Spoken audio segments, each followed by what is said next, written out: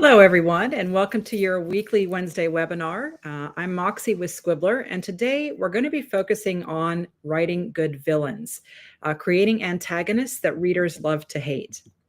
So in this webinar, you're going to learn villain motivation that makes sense. We'll take a look at villain complexity and contradiction and how that can help you develop a better antagonist. And we'll look at some practical craft tips and things not to do as you're planning to create your wonderful antagonist. So I found this quote from Mary Shelley, the author of Frankenstein, and she says that the history of villains is much more entertaining than that of heroes because monsters are not born, they're created. They do not emerge from emptiness or darkness of their own accord, but are shaped by circumstances, by the wounds of the world around them. And if any of you have watched the Guillermo del Toro version of Frankenstein, you'll probably see some of that at play in the way that that director created his monster for Frankenstein. The difference between a forgettable villain and an unforgettable antagonist isn't just about evil. It's about creating a character that's so compelling that your readers cannot look away from their books, your viewers cannot look away from the screen, even as they root against them. So we are going to look at 5 key principles in this webinar for creating antagonists that readers will love to hate. And we'll take a look at some examples from literature and film that demonstrate these principles in action as well. So why do your antagonists matter so much? They're not just supposed to be obstacles for your protagonist. They're worthy opponents who force your protagonist to evolve, to question themselves, and ultimately become stronger through opposition. Your antagonist is arguably as important as your protagonist. They really help to define the stakes of your story. They reveal your protagonist's character because that's where the conflict is going to come from. They also create this tension that keeps readers turning pages, and they often become the most memorable characters in fiction or on screen. So one example of a really memorable villain is Hannibal Lecter from Thomas Harris's book and also from the film Silence of the Lambs. Harris created an antagonist that's so charismatic and intelligent that he kind of became the breakout character of the whole series. Lecter isn't just evil, he's cultured, he's insightful, he's oddly helpful, and this makes him fascinating rather than just simply repulsive. Anthony Hopkins' depiction of Hannibal Lecter on the screen is a roughly around 4 minutes, 3 minutes to 4 minutes of screen time, and yet he won the Best Supporting Actor for playing this role because we were all so moved by this depiction of this villain. So one of the first principles to think about as you're creating your antagonists is the mirror effect. The most powerful antagonists can reflect something about your protagonist. It could be a dark possibility that's lurking there for them, a rejected path, a place that they decided not to go, or a shared origin they have, but they branched off and took different conclusions or directions. Your antagonist should represent what your protagonist could become under difficult circumstances or what they fear most about themselves. So an example here from film is Eric Killmonger from Black Panther. Killmonger and T'Challa both share royal Wakandan blood and similar traumas. They both lost their fathers, but their responses to their upbringing and their losses diverge dramatically. Killmonger directs his anger at Wakanda's isolationism, while the people of African descent have suffered globally, and he's not wrong about this. It's his violent methods that make him the antagonist. So with the mirror effect here, Killmonger shows T'Challa what happens when grief and anger aren't tempered with wisdom. By the end, T'Challa actually does end up adopting a modified version of Killmonger's worldview when he opens up Wakanda to the world. Another example of Principle 1 is from Patricia Highsmith's Ripley, from The Talented Mr. Ripley. This is the novel, and it's also a film. Mr. Ripley is both the protagonist and the antagonist. He mirrors the audience's own desires. We do want to be wealthy, admired, escape maybe if we have negative circumstances in our lives. But Ripley takes these universal desires into murderous extremes. So Ripley forces readers to confront how far they might have to go to have the life that they want. And a more recent example is the movie Saltburn, where you have a similar sort of plot with an anti-hero in it. So, how can you apply this mirror effect? You want to ask, what does your protagonist fear becoming? And then make your antagonist the mirror image of that fear. Give your protagonist and your antagonist a shared backstory, a shared trauma, a goal that they might share with opposing methods. Create moments where the protagonist sees themselves in the antagonist. And let the antagonist articulate truths the protagonist doesn't want to face or doesn't want to say. Principle two that you could work with is the motivation that makes sense. No one is the villain of their own story. The best antagonists have motivations that are completely logical from their worldview or perspective. Your antagonist should be the hero of their own narrative. They should have goals that make sense to them, even if their methods are something that we find distasteful or abhorrent. So Ken Kesey's Nurse Ratched, One Flew Over the Cuckoo's Nest, genuinely believes that she's helping her patients because she's maintaining order and control. From her perspective, McMurphy is a dangerous disruptor who threatens the therapeutic environment that she's carefully constructed. Her motivation is order, safety, and what she perceives to be healing. It's twisted through her need for absolute control, though, and that's what makes her such a compelling victim.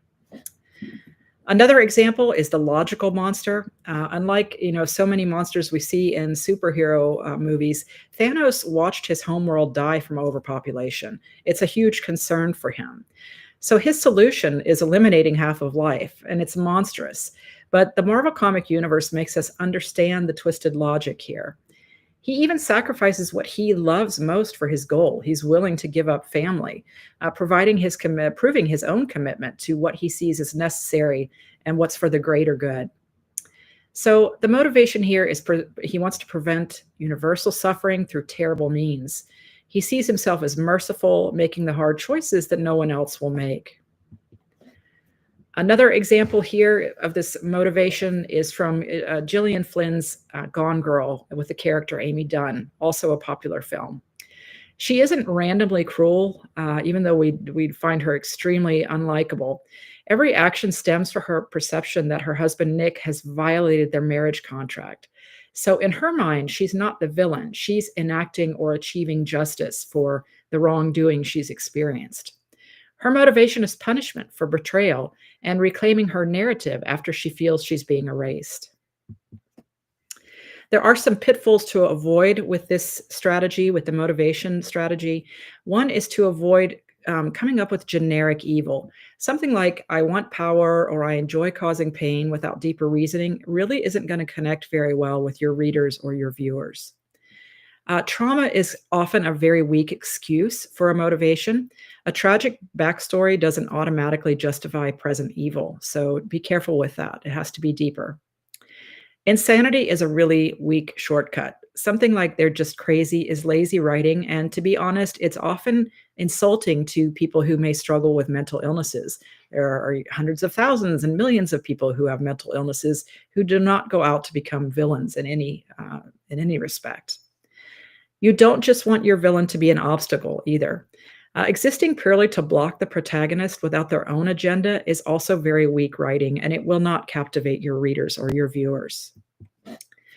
So that's just a couple of things to avoid with the second principle for motivations. Principle 3 is to start developing complexity and contradiction in your villain.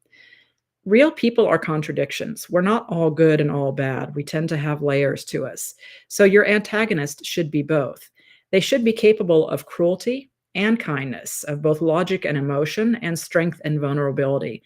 It's a gray scale, not just black and white. So an example here from George Martin's Cersei, Game of Thrones, she commits horrific acts. She's a murderess, she's manipulative, she enables her son's cruelty, yet her point of view characters in the book reveal that she is also a woman trapped by her gender in a society that prefers men and gives them more power. She genuinely loves her children, and she possesses real political intelligence that's undermined by her paranoia. So she's complex because you hate her actions, and by extension, you hate her, but you understand her fury when you read those books.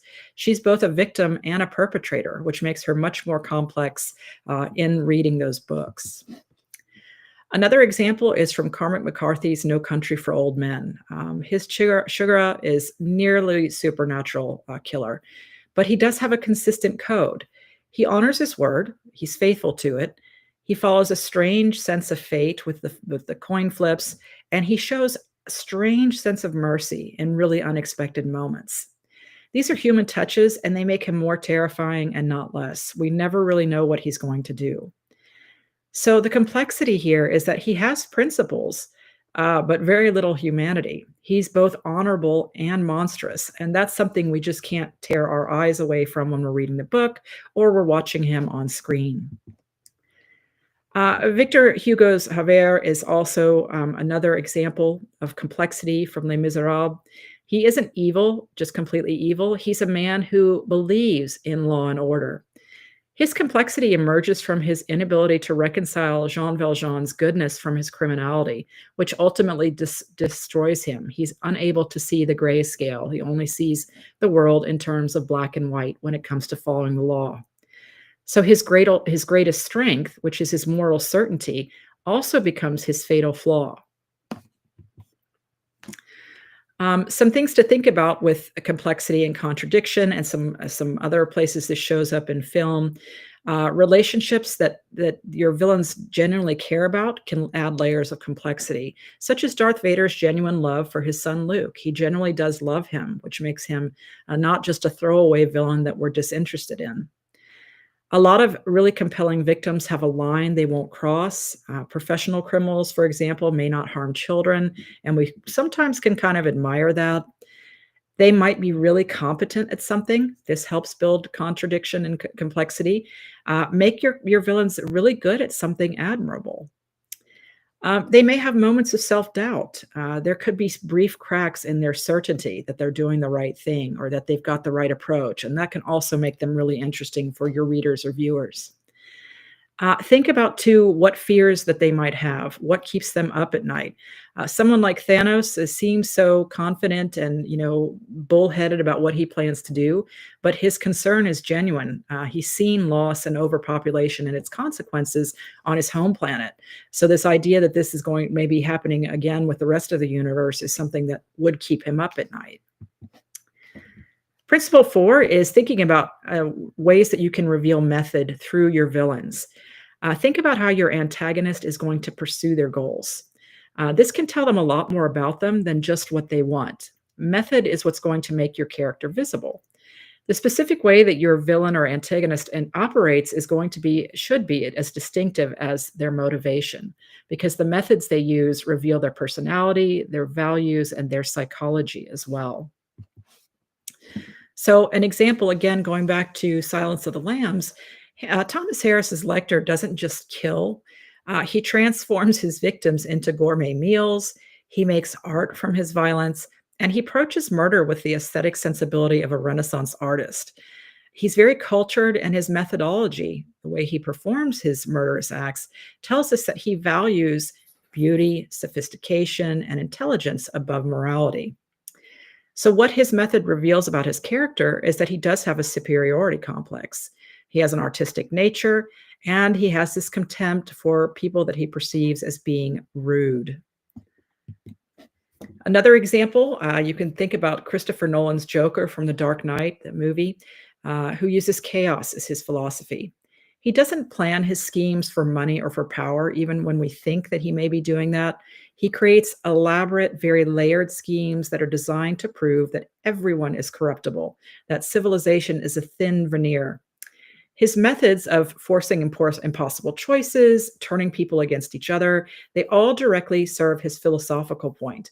And this makes him terrifying as well. It's hard to understand people that don't have a financial gain or a need for fame, that they have a philosophical principle for just chaotic outcomes. Another really good example is bureaucratic evil. J.K. Rowling's Dolores Umbridge is a good example of this. And she was really hated by a lot of readers and moviegoers, more than Voldemort, because her methods are so recognizable. She uses things like rules, regulations, and institutional power to inflict cruelty while she maintains plausible deniability. Her pink cardigans and her little kitten tea plates make her false sweetness all the more disturbing. So for principle 4, you can use a checklist. Does your villain have a signature style? Do they have a recognizable approach to problems? Do they have tools of choice? What weapons, skills, or resources do they favor? Who are they targeting? Who or what do they choose to go after and why? And what speed are they moving at? Do they strike quickly and brutally or slowly? And do they use psychological assaults? And are they public or private? Do they hide their actions and, secret away who they really are, or do they flaunt their behavior? Remember that two antagonists with the same goal, like revenge and power and wealth, can become completely different characters based on how they pursue it, the methods they choose to use, and so forth. Principle 5, we have some helpful practical craft tips to help you develop this. And so you can apply these to your writing and writing your antagonists today. One thing that you could think about is to write a scene where you interview your antagonist or where a neutral character interviews your antagonist about their goals. Let them make their best case for why they're doing what they're doing without any judgment from you, the writer. If you can't make them sound reasonable in their own words and you can't make them somewhat understandable or empathetic, dig deeper. You'll need to kind of revise for their motivation. Another thing that you can do is a day in the life. Write a mundane day for your antagonist. No schemes, just daily life.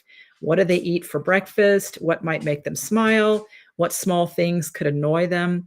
This also can help develop humanity that makes your villains memorable, and you may end up using some of this in your book or your screenplay.